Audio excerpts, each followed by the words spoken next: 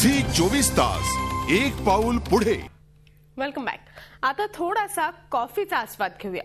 नाही, मी काही कॉफी पिणार नाहीये, तर मी बोलते कॉफी या सिनेमाबद्दल।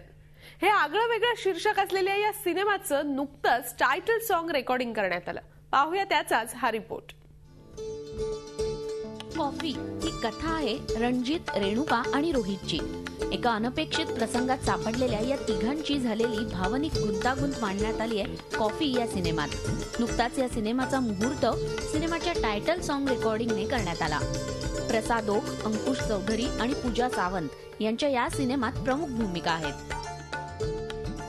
कॉफीकडे बघण्याचा एक वेगळा अँगल आहे तिन्ही कॅरेक्टरचा आणि तो खूप मस्त आहे। आणि मला या क्षणी मला रायटर्सचं कौतुक करायला खूप आवडेल की मुळात हे टायटल फार अप्रतिम आहे। मला प्रचंड खूप दिवसांनी मला आवडलेलं मराठी पिक्चरचं टायटल आहे।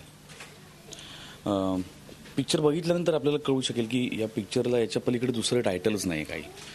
आणि त्या तिन्ही कॅरेक्टर्सचा आणि कॉफीचा असलेला संबंध आणि त्याच्यातून त्यांनी त्यांच्या नात्यांमधली जी काही वीण आहे म्हणूया किंवा जो काही गुंता आहे तो मांडण्याचा लेखकाचा प्रयत्न हा खरोखरच कौतुकास्पद आहे। सगळ्यांच्या घरातल्याच घडणाऱ्या गोष्टी आहेत, पण आपण याच्याकडे आवर्जून लक्ष नाही देत किंवा बोलत नाही, हिम्मत नाही करत। अशी हिम्मत करणारी मुलगी आहे आणि त्या हिम्मत करणाऱ्या मुलीला, बायकोला सपोर्ट करणारा नवरा आहे। त्यांची ही गोष्ट आहे। सिनेमा खूप चांगला आहे, उत्तम दर्जाचा आहे आणि सगळ्यांनी आवर्जून येऊन बघा असं मी सांगेन।